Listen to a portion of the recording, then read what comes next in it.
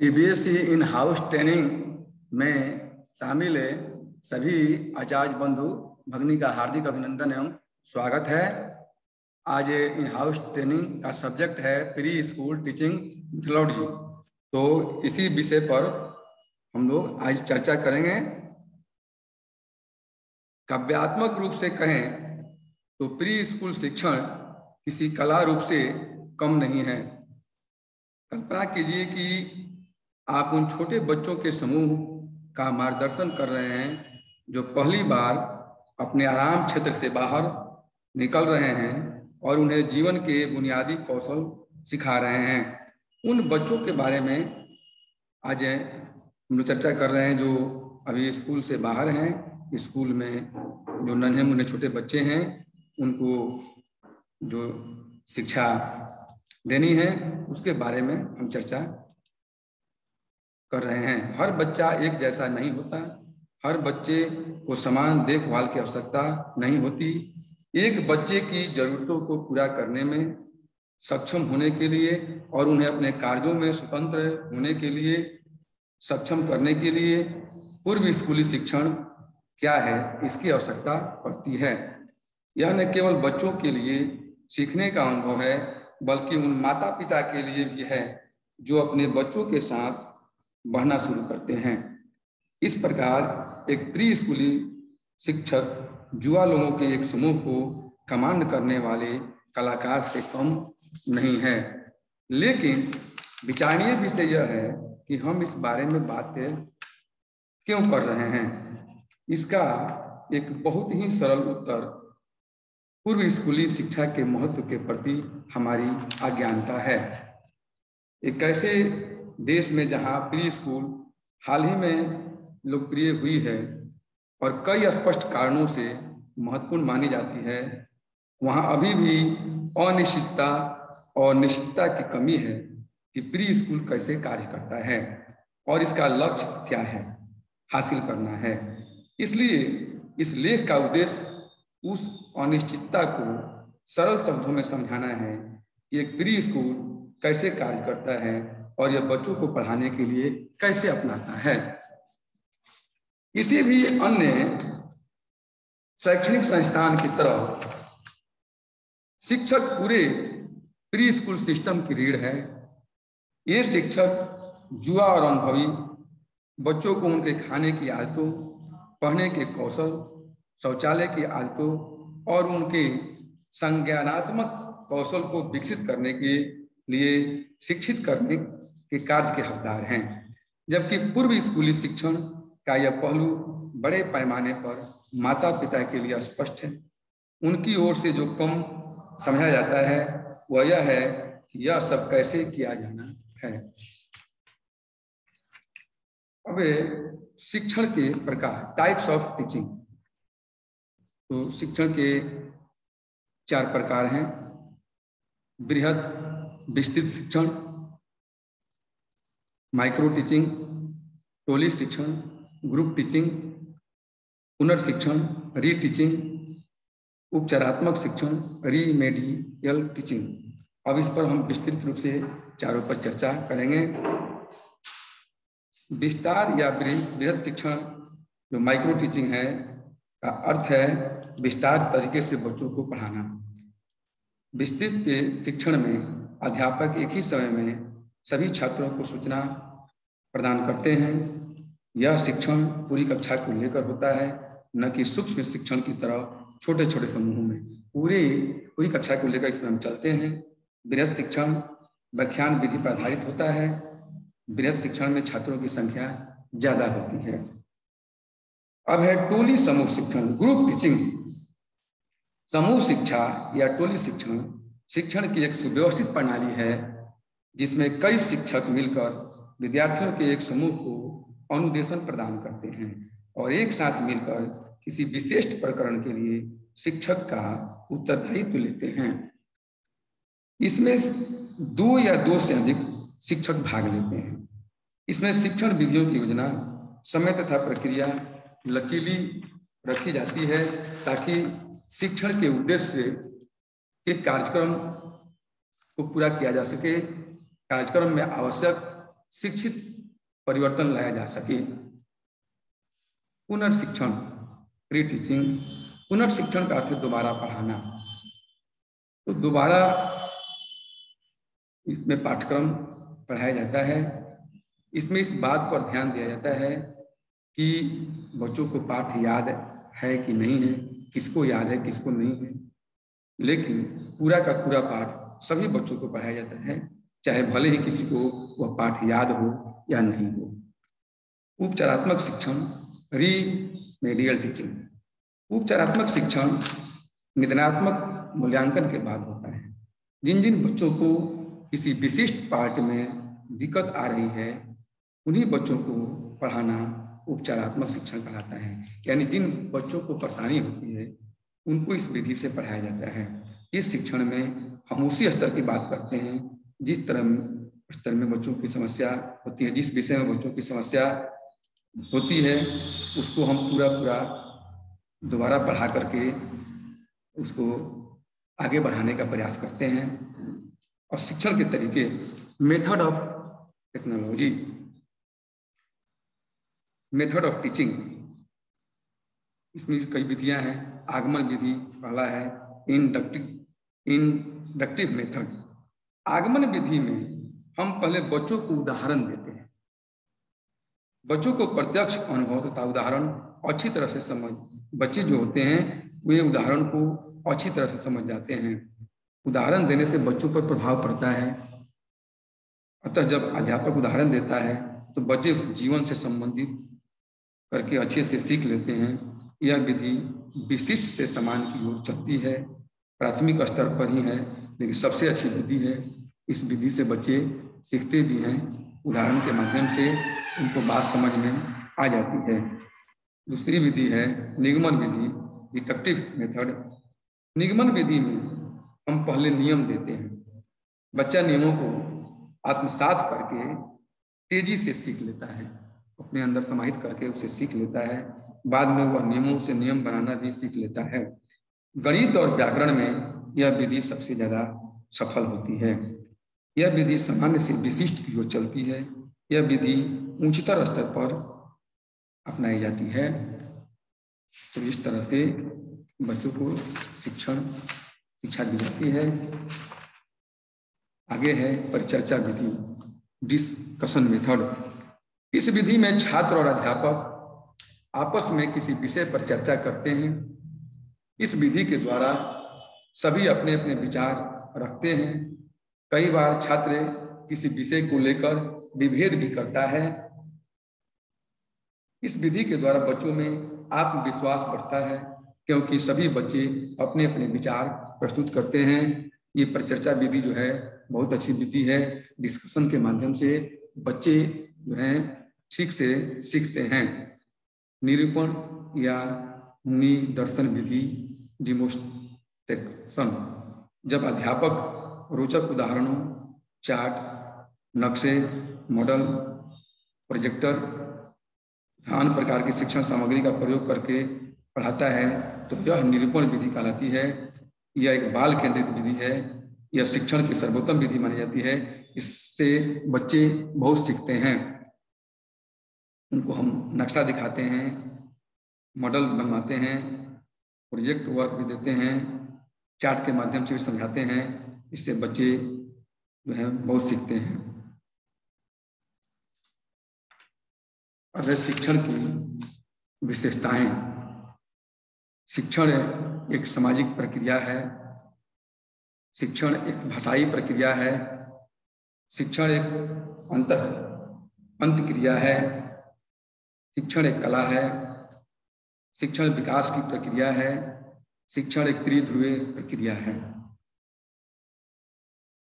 अब सूक्ष्म शिक्षण, माइक्रो टीचिंग की कुछ लोगों ने परिभाषा दी हुई है।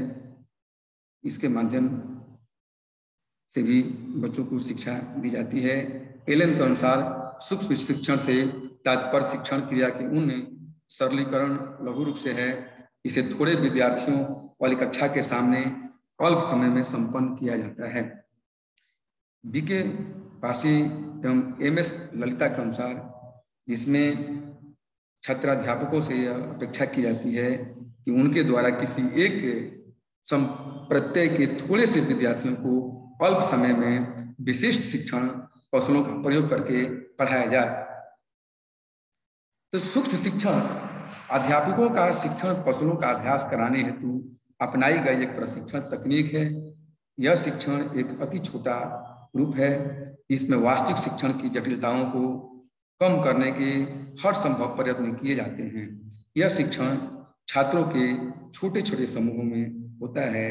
छोटे छोटे समूहों में भैया बहनों को, बच्चों को बांट करके हम इसमें शिक्षा देने का प्रयास करते हैं।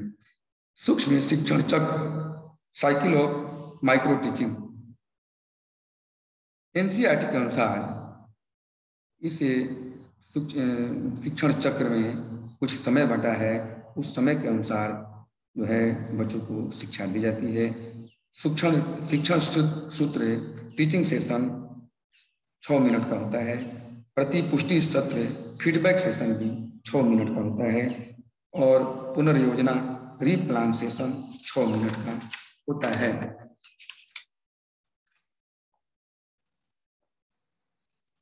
अब है प्रोजेक्ट या परियोजना विधि, प्रोजेक्ट मेथड। प्रोजेक्ट शिक्षा प्रणाली के जन्मदाता किलपैट्रिक थे।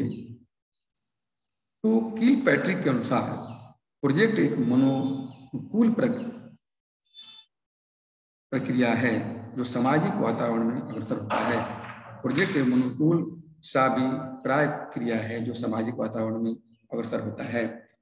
प्रोजेक्ट पद्धति की प्रक्रिया, अध्यापक बच्चों से वाद विवाद करके समस्या उत्पन्न करते हैं और बच्चों को बोलते हैं कि समस्या का हल ढूंढो, और बच्चे उस समस्या को लेकर प्रोजेक्ट बनाते हैं। प्रोजेक्ट बच्चों की इच्छा के अनुसार दिया जाता है, न कि अध्यापक की। प्रोजेक्ट के निर्वाचन होने के बाद उसकी संरचना बनाई जाती है। प्रोजेक्ट की समाप्ति पर मूल्यांकन किया जाता है। प्रोजेक्ट के माध्यम से भी बच्चे बहुत कुछ सीखते हैं, जीवन में आगे बढ़ते हैं। डाल्टन पद्धति, यह शिक्षा पद्धति 1920 में कुमारी हेलन पार्क हर्स्ट द्वारा निकाली गई। हेलन अमेरिका के डाल्टन नगर में 30 बच्चों की इंचार्ज थी जो आयु तथा योग्यता से भिन्न भिन्न थे। उनकी शिक्षा के लिए अपनाए गई विधि ही डाल्टन विधि कहलाई। डाल्टन विधि के कुछ गुण भी हैं। डाल्टन पद्धति के गुण: शिक्षा व्यक्तिगत विभिन्नता पर आधारित, शिक्षा स्वयं क्रिया तथा अनुभव से सीखना, निश्चित समय में निश्चित कार्य करना, बालकों में उत्तरदायित्व तथा स्वावलंबन की भावना विकसित करना। आज सरकार भी इसी माध्यम से शिक्षा प्रदान कर रही है कि बच्चे जो हैं, भैया बहन जो हैं, अपने उत्तरदायित्व को समझे और आत्मनिर्भर बने, स्वावलंबन की तरफ बढ़े। तो बालकों में उत्तरदायित्व तथा स्वावलंबन की भावना विकसित करना शिक्षा का उद्देश्य है। शिक्षक और बच्चों के मध्य गहरा संबंध विकसित होना। अब आगे है पेस्टोलॉजी विधि। पेस्टोलॉजी विधि, पेस्टोलॉजी विधि के प्रवर्तक जॉन हेनरी पेस्टोलॉजी थे, जिन्होंने शिक्षा को मनोवैज्ञानिक बनाया। इन्होंने शिक्षा शास्त्र पर बल दिया, अर्थात अध्यापक को यह पता होना चाहिए कि बच्चों को कैसे पढ़ाना है, किस माध्यम से पढ़ाना है, कैसे शिक्षित करना है, बच्चे किस आयु में कैसे सीखते हैं, बच्चे किस विधि से ज्यादा सीखते हैं आदि। इनके अनुसार शिक्षा स्वाभाविक प्रक्रिया है, मनुष्य एक वृक्ष के समान है तथा वातावरण से पोषण लेकर फलता फूलता है। ऐसे ही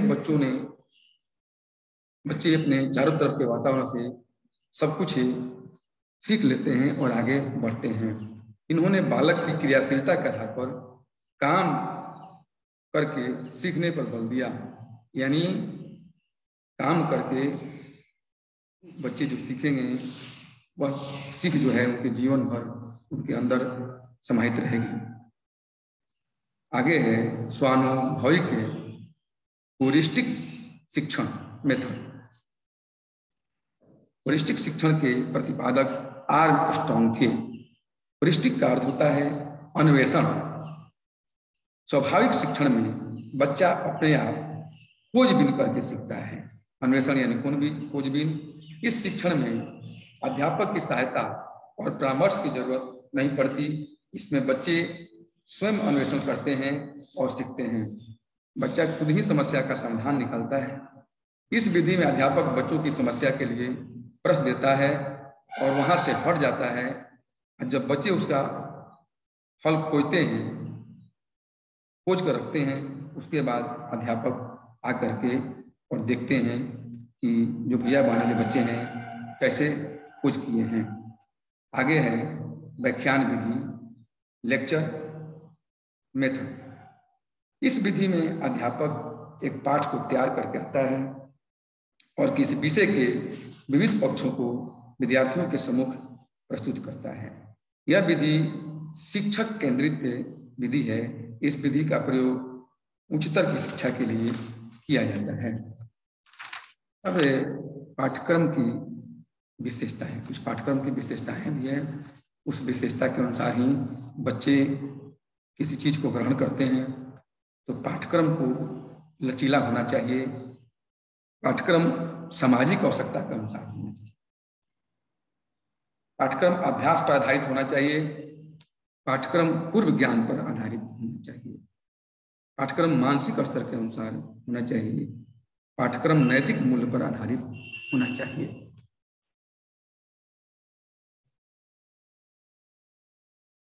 अब आगे है शिक्षण सूत्र, टीचिंग रूल्स। इसमें है ज्ञात से अज्ञात की ओर, नॉन टू अननोन।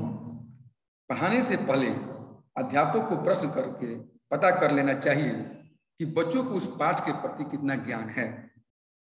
पता करने से अध्यापक को कक्षा का स्तर पता चल जाता है। ज्ञान पता होने पर बच्चों को वहां तक पढ़ाना है जो बच्चे नहीं जानते हैं। यानी शिक्षक ये जान लेते हैं कि बच्चों को कहाँ तक ज्ञान है और उसके आगे देने का प्रयास करते हैं, उसको सिखाने का प्रयास करते हैं।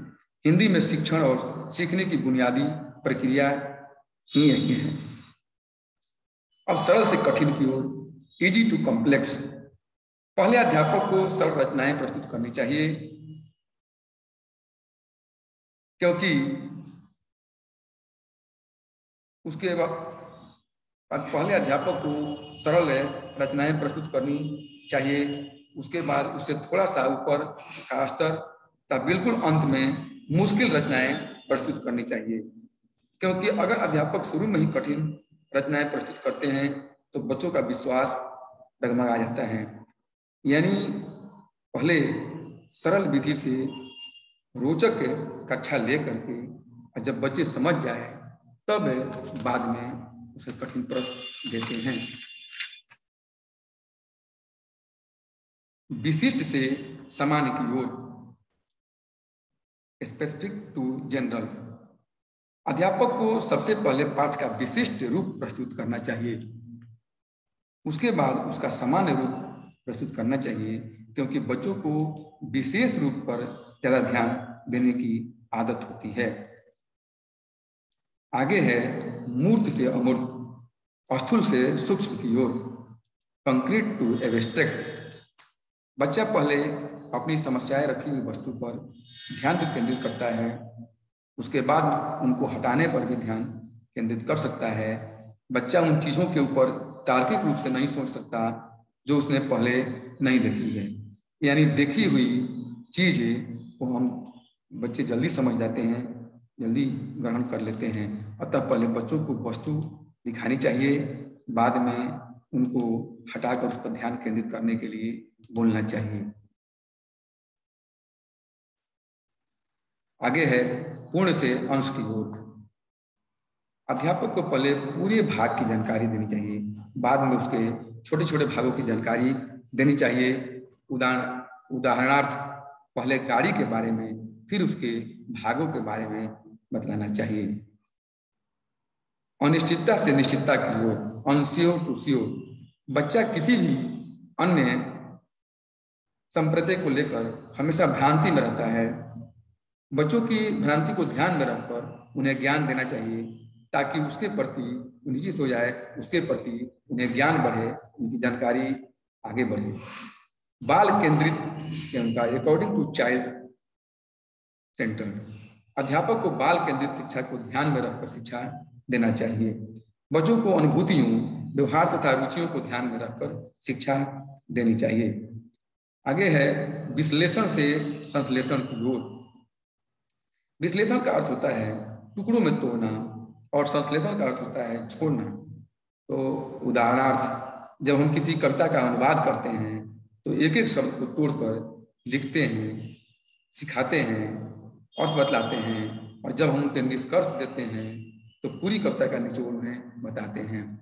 पहले कविता जो है हम जो है एक एक पंक्ति को पढ़ करके उसका अर्थ बतलाते हैं, बाद में पूरी कविता का निचोड़ उन्हें बतलाते हैं। मनोविज्ञान से तार्किक की ओर, साइकोलॉजिकल टू लॉजिकल। पहले अध्यापक को मनोविज्ञान तरीके से बच्चों को तैयार करना चाहिए कि उनको पढ़ाई करनी है। अगर वह मनोवैज्ञानिक आधार बनाकर पढ़ेगा तो वह रुचि के अनुसार पढ़ता हुआ तर्क प्रस्तुत कर सकता है। इसलिए शिक्षक का दायित्व बनता है कि वह पहले बच्चों को पढ़ने के अनुकूल बनाए। अब जो है खेल के माध्यम से शिक्षा देना, खेल द्वारा शिक्षा। खेल में बच्चों को हम कैसे आगे बढ़ाएंगे? तो खेल बच्चे की स्वाभाविक प्रक्रिया है। भिन्न भिन्न आयु वर्ग के बच्चे भिन्न भिन्न प्रकार के खेल खेलते हैं। ये विभिन्न प्रकार के खेल बच्चों के संपूर्ण विकास में सहायक होते हैं। खेल से बच्चों का शारीरिक विकास, संज्ञानात्मक विकास, संवेदनात्मक विकास, सामाजिक विकास एवं नैतिक विकास को बढ़ावा मिलता है। किंतु अभिभावकों के खेल के प्रति नकारात्मक जो रवैया एवं क्रियाकलाप ने पूरी तरह शिक्षा को प्रभावित किया है। अतः यह अनिवार्य है कि शिक्षक और माता पिता खेल के महत्व को समझे। सरकार आज खेल के माध्यम से बच्चों को शिक्षा देने पर जोर दे रही है। हर स्कूल में जो है और कॉलेज में खेल के महत्व को सरकार जो है समझ रही है और उसमें जो है घंटी अनिवार्य करती है और खेल की शिक्षा दी जा रही है। तो खेल के महत्व को अभिभावकों को समझना होगा। खेलों के प्रकारों में अन्वेषणात्मक खेल, संरचनात्मक खेल, काल्पनिक खेल और नियमबद्ध खेल शामिल है। खेलों में सांस्कृतिक विभिन्नताएं भी देखी जाती है। खेल से मनुष्य की मनोवैज्ञानिक जरूरतें पूरी होती है तथा वह मनुष्य को सामाजिक कौशलों के विकास का भी अवसर देता है। पियाजे के अनुसार खेल बच्चों की मानसिक क्षमताओं के विकास में भी एक बड़ी भूमिका निभाते हैं। पहले चरण में बच्चा वस्तुओं के साथ संवेदन प्राप्त करने और कार्य संचालन करने का प्रयास करता है। दूसरे चरण में बच्चा कल्पनाओं को रूप देने के लिए वस्तुओं को किसी के प्रतीक के रूप में उपयोग करने लगता है। अंतिम चरण में यानी 7 से 11 वर्ष तक का बच्चा जो होता है वो काल्पनिक भूमिकाओं के खेलों की तुलना में बच्चा नियमबद्ध खेल या क्रीड़ाओं में संलग्न रहता है। खेलों से तार्किक क्षमता और स्कूल संबंधी कौशलों को विकसित होने में मदद मिलती है। यानी खेल आज के सापेक्ष में बहुत जरूरी है और खेल के माध्यम से भी शिक्षा दी जाती है। और खेलने से बच्चा हिष्ट पुष्ट होता है और कहा गया है कि स्वस्थ शरीर में स्वस्थ मस्तिष्क का निवास होता है। Sound mind and sound body. तो वाइगोत्स्की के अनुसार जटिल भूमिकाओं और खेलों में बच्चों का अपने व्यवहार को संगठित करने और बेहतर और सुरक्षित अवसर मिलता है जो वास्तविक स्थितियों में नहीं मिलता। इस तरह खेल बच्चे के लिए निकट विकास का क्षेत्र बनाते हैं। स्कूली स्थिति की तुलना में खेल के दौरान बच्चों की एकाग्रता, स्मृति आदि उच्चतर स्तर पर काम करती है। खेल में बच्चे की नई विकासमान दक्षताएं पहले उभर कर आती है। खेल नाटकों में बच्चा अपने आंतरिक विचार के अनुसार काम करता है और मूर्त रूप में दिखने वाली वस्तुओं से बंधा नहीं रहता। यहीं से उसमें अमूर्त चिंतन और विचार करने की क्षमता की प्रतिमूर्ति तैयार होने लगती है। यह लेखन की भी तैयारी होती है, क्योंकि लिखित रूप में शब्द वस्तु जैसा नहीं होता, उसके विचार का प्रतीक होता है। जितनी उम्र तक खेल में जटिल और विस्तृत भूमिकाओं का भाषा का प्रयोग होता है, वह बच्चे के विकास के लिए एक प्रमुख गतिविधि बना रहता है। यह स्थिति 10 से 11 साल तक के बच्चों में काम जो है कर सकती है। धीरे धीरे इसका महत्व कम होने लगता है। शिक्षक बच्चों को खेलने का पर्याप्त समय और साधन देकर, विषयों का सुझाव देकर, झगड़ों का समाधान करके खेलों को और समृद्ध बना सकते हैं।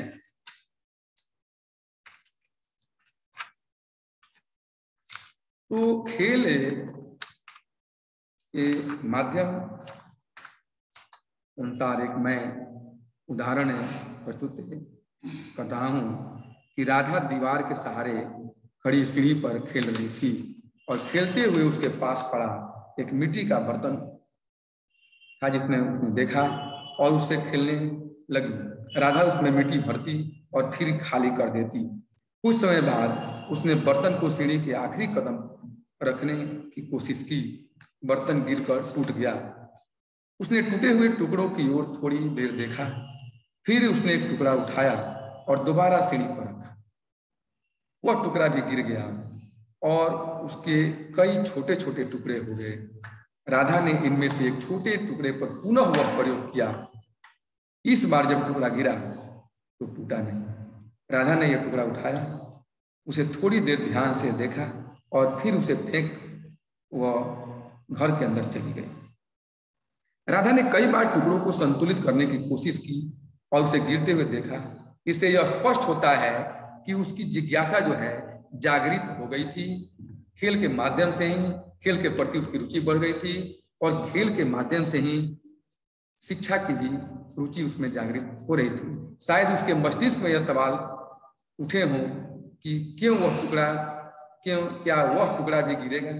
अगर गिरा तो क्या यह भी टूट जाएगा? यह प्रश्न उसके दिमाग में आया होगा और इसलिए उसने उस टुकड़े को बार बार सीढ़ी पर स्थिर रखने की कोशिश की। जब तीसरी बार टुकड़ा नहीं टूटा तब वह उतनी ही उत्सुक थी। शायद अपने ही ढंग से वह समझ गई कि बहुत छोटा टुकड़ा जो है इसलिए वह नहीं टूटता है, पर निश्चय ही वह जानने के लिए उत्सुक होगी। संभव है वह किसी से पूछे कि हर बार टुकड़ा जो है नीचे क्यों नहीं गिरा और क्यों नहीं टूटा, और आखिरी टुकड़ा जो बच गया वो क्यों नहीं टूटा। यह तो निश्चित है कि खेलों के दौरान उसे ऐसे ही कई अनुभव होंगे जो उसे समझाने में सहायक होंगे कि वस्तुओं के गिरने पर क्या होता है। यह सत्य है कि अगर उस छोटे टुकड़े को जोर से फेंका जाए तो वह भी टूट जाएगा और हो सकता है कि एक बड़ा बच्चा यह कोशिश करके देखता, परंतु राधा में अभी इस बात को समझने की क्षमता नहीं है और इस कारण उसने वह टुकड़ा जोर से नहीं फेंका। इससे स्पष्ट होता है कि बालिका या बालक वही सीखते हैं जिसके लिए वह ज्ञानात्मक रूप से तैयार है, यानी उनके अंदर जो कैपेसिटी है उसी से वह सीखते हैं। जैसा कि यह बात इस तथ्य से भी संबंधित है कि बालिका या बालक जो उसे प्रेरक लगता है वह उसके ज्ञानात्मक कौशलों पर निर्भर करता है।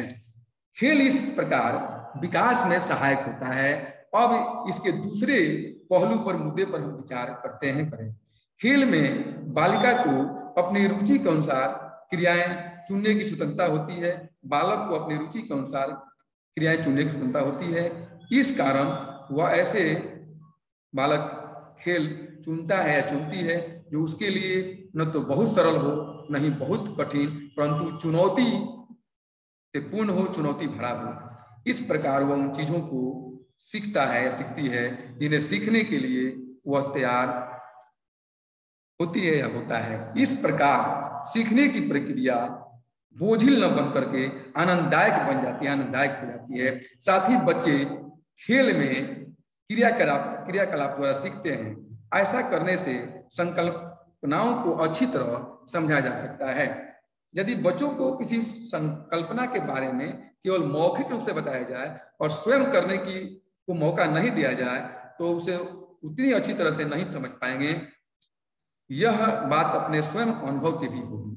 उदाहरण के लिए अपने किसी मित्र के मुख से पकवान बनाने की विधि सुनकर उतना नहीं सीखा जा सकता जितना कि स्वयं पकवान बनाकर।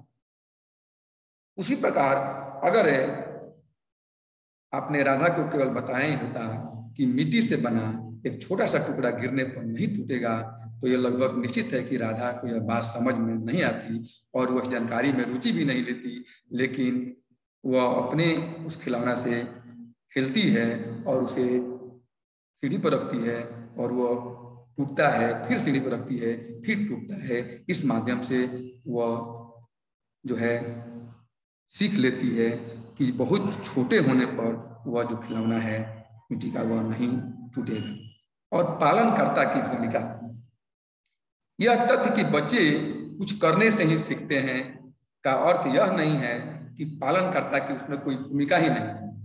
सबसे पहले पालनकर्ता की आवश्यकता इसलिए है कि वह बच्चों को उसकी खोज समझाने में मदद कर सके। शायद राधा यह समझ गई कि छोटे टुकड़े नहीं टूटते हैं, पर यह हम निश्चित रूप से नहीं कर सकते।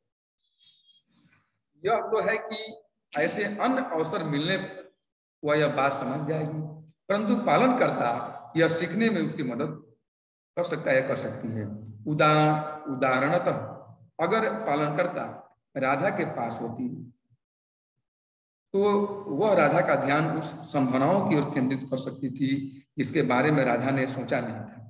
वह यह कह सकती थी कि राधा, क्या तुमने यह देखा कि बर्तन तो टूट गया पर छोटे टुकड़े नहीं टूटे। अब ये पहला ही तथ्य था। दूसरा तथ्य है कि पालनकर्ता बच्चे की खोज को विस्तृत कर सकती है।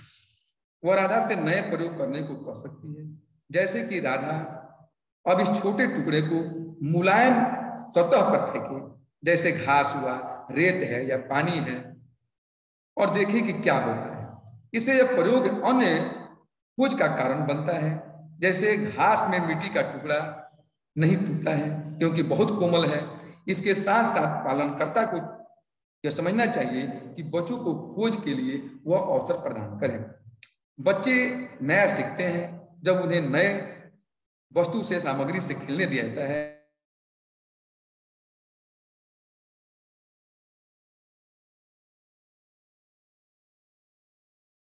अंत में पालनकर्ता को सदैव इस बात की प्रतीक्षा नहीं करनी चाहिए कि बच्चे स्वयं कुछ भी करें। उसे बच्चे के लिए ऐसी परिस्थितियों का आयोजन करना चाहिए जिनके द्वारा बच्चे नया सीख सके। जब पालनकर्ता ऐसा कर रही हो तो उसे बच्चों की रुचि और संज्ञानात्मक विकास के स्तर को भी ध्यान में रखना चाहिए। उदाहरणतः पानी से खेले जाने वाले खेलों को लीजिए। बच्चों को पानी से भरा बर्तन और कुछ अलग अलग तरह की वस्तुएं, जिसमें से कुछ पानी में तैरेंगे और कुछ नहीं तैरेंगे, ऐसी वस्तुएं जो है देते हैं। तो जो तैरने वाले वस्तु हैं वे तो पानी पर तैरते हैं, लेकिन जो तैरने वाले वस्तु नहीं है वे पानी में डूब जाते हैं। इससे बच्चे ये सीख जाते हैं कि जिसमें वजन है वो डूब जाता है और जिसमें कम वजन है वह नहीं डूबता है।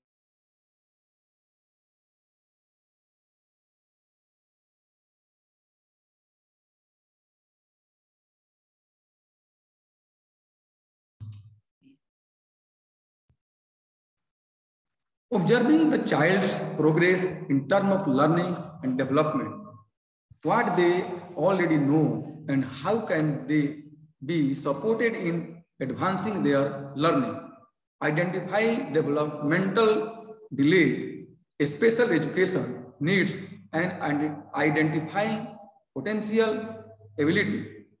Observing children while they are engaged in different activities, noticing group interactions, handling material, interaction with peers.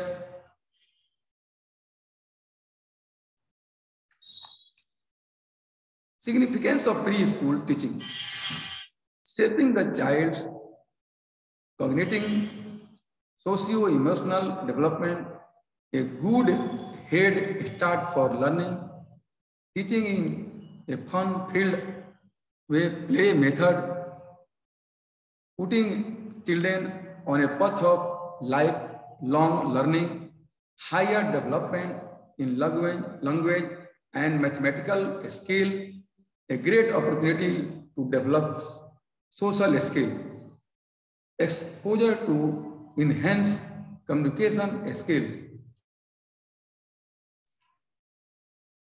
अब आगे हम जो है देखते हैं कि बच्चा खेल क्यों खेलता है, इसे समझने का हम प्रयास करेंगे। शिशु और खेल, प्री स्कूल और किंडरगार्टन में खेल क्रीड़ाएं, क्या सभी खेल एक प्रमुख गतिविधि है? प्रतीकात्मक प्रस्तुति और प्रतीकात्मक कार्य, गुथी हुई जटिल विषय वस्तु, गुथी हुई जटिल भूमिकाएं, संयम का विस्तारित ढांचा। तो यहाँ हम देखेंगे कि बच्चा खेल क्यों खेलता है। सभी बच्चे खेलते हैं। यदि बच्चे मिलजुल कर चुपचाप बैठे रहें और कुछ भी न करें तो क्या आपको आश्चर्य नहीं होगा?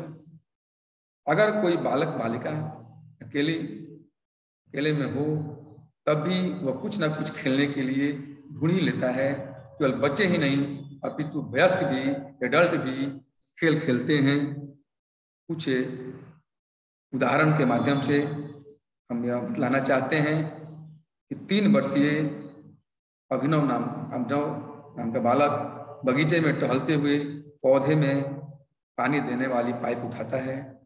वह पाइप को जमीन से थोड़ा ऊपर उठाकर घास पर गिरते हुए पानी को ध्यान से देखता है।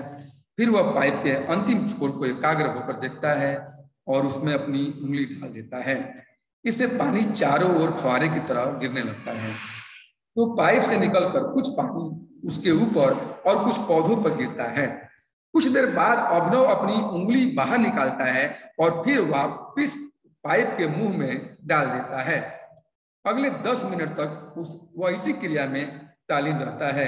इससे भी यह जो है स्पष्ट होता है कि बच्चा जो है वह खेल के प्रति जागृत होता है, खेल के प्रति उसकी रुचि बढ़ती है। तो 5 महीने की जो शशि है जमीन पर बिछी चादर पर लेटी हुई है और अपनी टांगों और बाहों को मिला रही है। ऐसा करते हुए चादर का एक कोना उसके हाथ में आ जाता है। शशि उसे मुंह में डालने की कोशिश करती है। तभी माँ आकर उसके मुंह से चादर निकाल देती है और उसे खिलौना दे देती है। शशि उसे भी मुंह में डाल देती है। इससे स्पष्ट होता है कि वह कोई भी चीज जो उसे मिलता है उसे मुंह में डाल देती है, यानी वह खेलने का प्रयास करती है। फिर वह खिलौना हाथ से दबाती है और पुनः मुंह में डालने की कोशिश करती है, यानी खेल के प्रति उसकी रुचि बढ़ती है। इससे खेल जो है यानी इससे स्पष्ट होता है कि बच्चा खेलता है। तो खेल की विशेषताएं हैं कुछ। अगर किसी दर्शक से यह पूछा जाए कि उपरोक्त भिन्न भिन्न स्थितियों में बच्चे जो हैं क्या कर रहे हैं, तो शायद यही उत्तर मिलेगा कि वे खेल रहे हैं। यानी बच्चे खेलते हैं, यानी जो है 0 से 0 से जो बने बच्चे जो होते हैं और 10 वर्ष तक तो है उनकी खेल में बहुत रुचि होती है और उस समय का खेल कुछ अलग होता है, लेकिन उससे भी आगे बढ़ते हैं तो उसमें भी उनकी खेल की रुचि होती है। उस समय का खेल भले ही दूसरा होता है लेकिन खेल में उसकी रुचि रहती है। तो दर्शकों में इस बात पर आम सहमति होती है कि कौन सा कार्यकलाप खेल है और कौन सा नहीं। परंतु जब खेल को परिभाषित करने के लिए कहा जाता है तो कोई भी विशेषज्ञ खेल की किसी एक परिभाषा पर सहमत नहीं होते। इस मतभेद के बावजूद भी खेल की कुछ विशेषताएं होती है जिसके आधार पर खेल माने जाने वाले गतिविधियों को पहचानने में मदद मिलती है। यानी प्री स्कूल जिसके बारे में आज हम बतला रहे हैं, तो उस प्री स्कूल में खेल का बड़ा ही महत्व है। खेल के माध्यम से छोटे बच्चे जो होते हैं वो बहुत कुछ सीखते हैं। एकाएक उनको जो है पढ़ाया जाए तो उनकी पढ़ने के प्रति रुचि घट जाती है, लेकिन खेल के माध्यम से उनमें जो है पढ़ने में रुचि बढ़ती है। तो खेल की पहली विशेषता है कि खेल आमोद प्रमोद है। खेल में मजा आता है। कोई भी ऐसा कार्यक्रम जिससे बच्चों को आनंद मिलता है वह खेल है।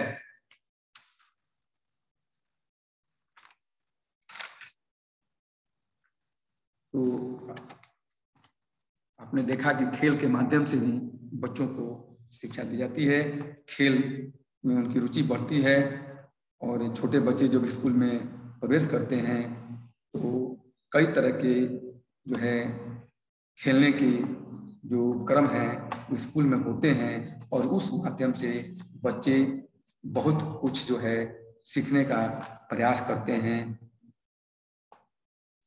तो politically speaking, preschool teaching is no less than an art form.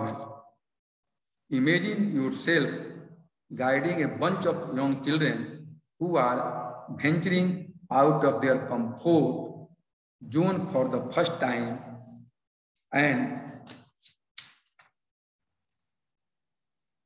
teaching them the basic skill of life. Not every child is similar. Not every child requires the same amount of care. To be able to fulfill the needs of a child and to enable them to start becoming independent in their action is what preschool teaching is all about.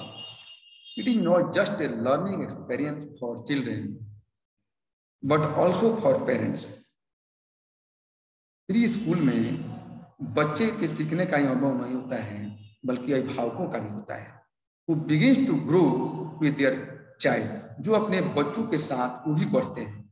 Thus a preschool teacher is no less than an artist commanding a bunch of young ones. तो इस प्रकार एक पूर्व स्कूली शिक्षा युवा लोगों के एक समूह को कमांड करने वाले कलाकार से कम नहीं है। But why are we talking about this? लेकिन हम लोग इसके बारे में क्यों बात कर रहे हैं, क्यों विचार कर रहे हैं? A very simple answer for this is our ignorance towards the importance of pre school education. इसका एक बहुत ही सरल उत्तर है कि पूर्व स्कूली शिक्षा के महत्व के प्रति हमारी जो है अज्ञानता है, हमारी अनभिज्ञता है। In a country where preschooling has only recently become popular and term important for many obvious reasons, there still exists uncertainty and lack of surety as to how a preschool functions and what it aims to achieve. तो एक ऐसे देश में जहां pre school हाल में ही लोकप्रिय हुई है और कई स्पष्ट कारणों से महत्वपूर्ण मानी जाती है, वहां अभी भी अनिश्चितता और निश्चितता की कमी है कि प्री स्कूल कैसे कार्य करता है और इसका लक्ष्य क्या है, इसको कैसे हम हासिल कर सकते हैं। This article therefore aims to remove that uncertainty by explaining in simple terms how a preschool functions and the method it adopts to teach children. और यह सरल शब्दों में जो इसलिए इस लेख का उद्देश्य उस अनिश्चितता को दूर करना है, सरल शब्दों में समझाना है कि प्री स्कूल कैसे कार्य करता है और यह बच्चों को पढ़ाने के लिए कैसे अपनाता है। तो like any other educational institute, teachers are the backbone of the entire pre school system. किसी भी अन्य शैक्षणिक संस्थान की तरह शिक्षक पूरे प्री स्कूल सिस्टम के रीढ़ है। These teachers, young and experienced, are entitled with the task of educating children in their eating habits, reading skills, toilet habits, and developing their cognitive skills. और ये शिक्षक युवा और अनुभवी बच्चों को उनके खाने की आदतों, पढ़ने की कौशल, शौचालय की आदतों और उनके संज्ञानात्मक कौशल को विकसित करने के लिए शिक्षित करने के कार्य के हकदार हैं। While this aspect of preschool teaching is clear to the parents of parents at large. What is less understood on their part is how all this is sought to be done. और जबकि पूर्व स्कूली pre स्कूली शिक्षण का यह पहलू बड़े पैमाने पर माता पिता के लिए स्पष्ट है, उनकी ओर से जो कम समझा जाता है वह यह है कि यह सब कैसे किया जाना है। डिफरेंट स्कूल ऑफ थॉट, भिन्न भिन्न स्कूलों के जो सोच है, तो contrary to the popular imagination, pre school teaching is not just about performing the objective task in a routinely manner. It involves a lot of subjectivity on part of teachers, and a lot of thought goes into dealing with every child and knowing how a child can evolve. As a result of this subjectivity, preschool learning teaching throughout the world has come up with different methods of teaching or different schools of thought. तो बच्चों के जो पढ़ने की प्रक्रिया है, भिन्न भिन्न तरीके हैं, उस पर जो है संसार में भिन्न भिन्न तरह के माध्यम से लोग जो है भिन्न भिन्न स्कूल के बारे में सोचते हैं। These various methods provide us with an understanding of different style of teaching and fill up the gaps in our understanding of preschool education. Playway method. A very widely accepted and popular method of play school teaching has been the playway method. Essentially, this school of thought believes that the best way of teaching is child is through taking of activity. माने play school के माध्यम से जो है इस बच्चों, pre school के बच्चों को हम बहुत ही अच्छी तरह से शिक्षा प्रदान कर सकते हैं। The institution relay having of activities such as role play, virtual games, singing, free play, and a lot more to teach children. माने कई तरह के खेल होते हैं, उस माध्यम से बच्चों को शिक्षा दी जा सकती है, जैसे संगीत गा करके, a lot more to teach children, free play, मुक्त रूप से बच्चों को खिला कुदा करके उसके माध्यम से शिक्षा दी जा सकती है। It is believed that such a method of learning brings exposure to the child in a friendly environment with no pressure at all. और बच्चों के साथ हम मित्रवत पर्यावरण के साथ भी और अपने साथ भी मित्रवत व्यवहार करके उन पर कोई दबाव नहीं दे करके खेल खेल के माध्यम से हम बच्चों को शिक्षा दे सकते हैं। उससे बच्चे उबेंगे भी नहीं, ऊपर भी नहीं होंगे और पढ़ने के प्रति उनकी रुचि बढ़ेगी।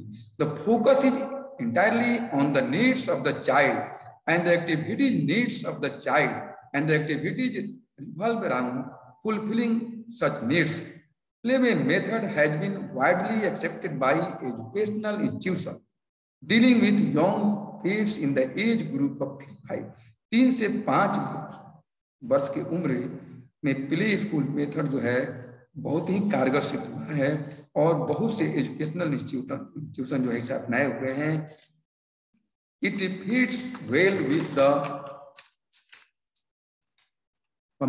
Commitment and aim of not burdening the kids with task they are not at capable of performing, और उन पर इस माध्यम से बर्डन भी नहीं होता है। जो बच्चे होते हैं, जो किड्स होते हैं, और वे अधिक जो टास्क उनको मिल जाएगा तो उसे पूरा करने में समर्थ भी नहीं है, इसलिए खेल के माध्यम से ही बच्चों को इसमें शिक्षा दी जाती है।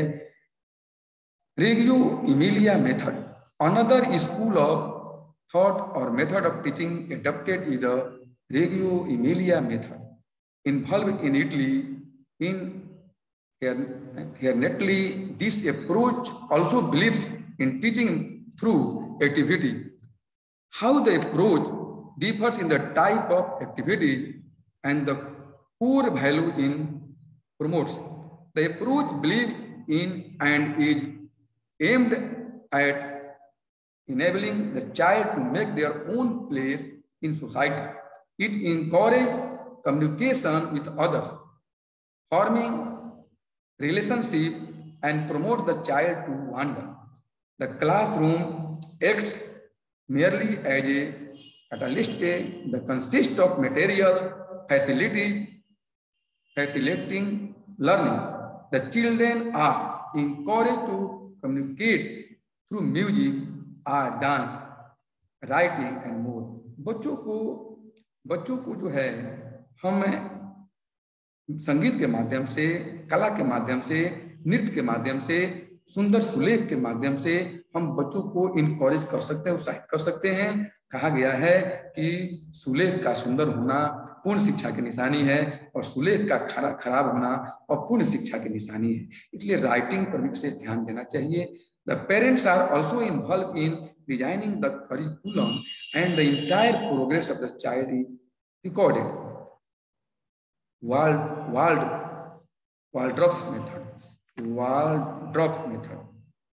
method is also another popular method of teaching involved in Germany. The method focuses on enabling the child to grow through imagination. This school of thought believes in developing an ability of thinking and imagining among children. A child must be able to use their imagination and create through it. Thus, children are told a story, taken for walks.